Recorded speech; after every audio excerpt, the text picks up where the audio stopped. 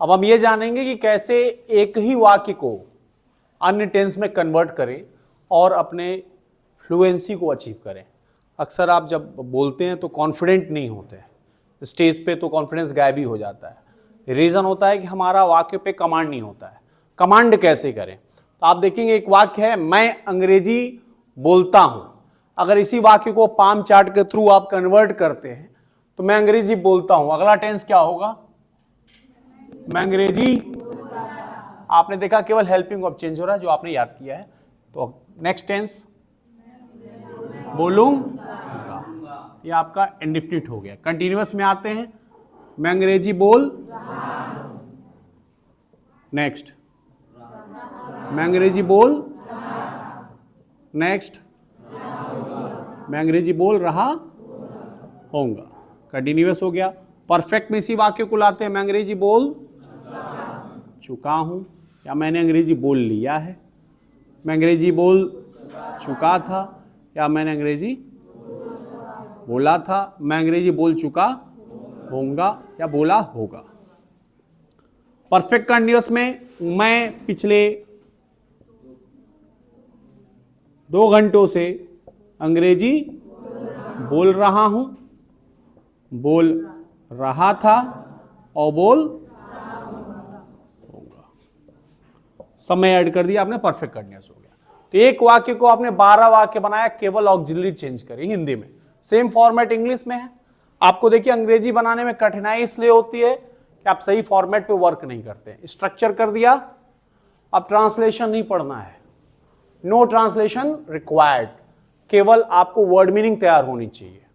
Word meaning में ये देखेंगे कि मैं की इंग्लिश बाकी 12 टेंस में क्या होगी? आई होगी। बोलना का इंग्लिश और अदर टेंस में टेल हो जाएगी, स्पीक ही रहेगी, फॉर्म चेंज हो जाएगा। अंग्रेजी की अंग्रेजी इंग्लिश होगी, अदर टेंस में भी English.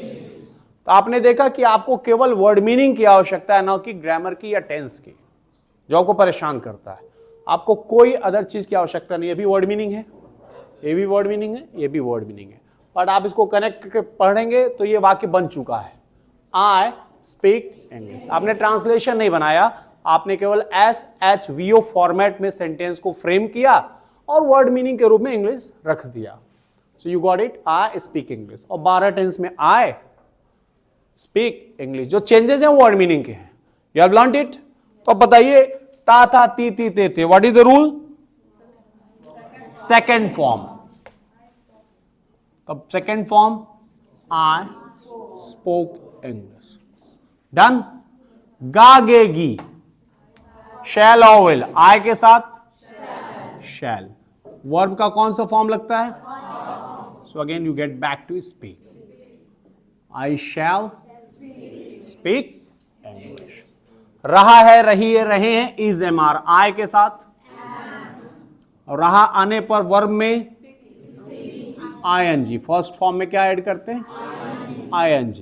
I am speaking English. रहा था was, रहा रही रहे same, ING, I was speaking English। रहा होगा shall be, एंड चूंकि रहा है तो same format speaking, I shall be speaking English। अब आते हैं परफेक्ट पे।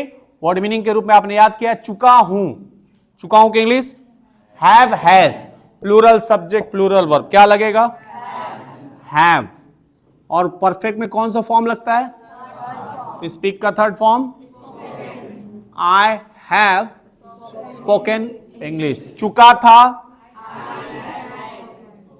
Third form. चुका होगा, I shall have, third form spoken English. समय के साथ तो थोड़ा सा मैं रास्ता यहां रखूंगा। रहा हूं, परफेक्ट कंटिन्यूअस प्लस समय, आई हैव बीन। रहा रही रहे वर्ब में ING, क्या लगेगा? मैं बताकर पूछ रहा हूं। रहा रही रहे फर्स्ट फॉर्म ING लगता है, क्या लगेगा? ING। I have been speaking, रहा था हैड बीन, स्पीकिंग, रहा होगा शैल हैव बीन स्पीकिंग।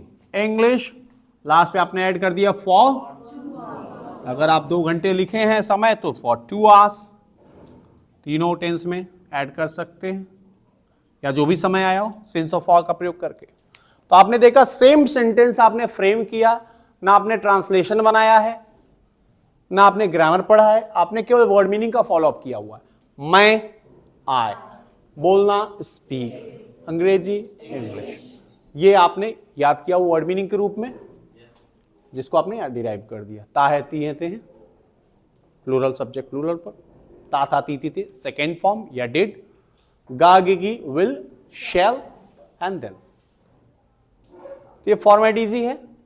इसी फ्रेम के साथ आप नॉर्मल कोई छोटा वाक्य लेंगे, SHUM पहले हिंदी को कैटेगराइज करेंगे। जो हम प्रॉब्लम है कि हम स्पीड अप हो जाते हैं, जंप कर जाते हैं। बचपन से अंग्रेजी पढ़ा है हमने, अंग्रेजी पढ़ा है? नहीं, हिंदी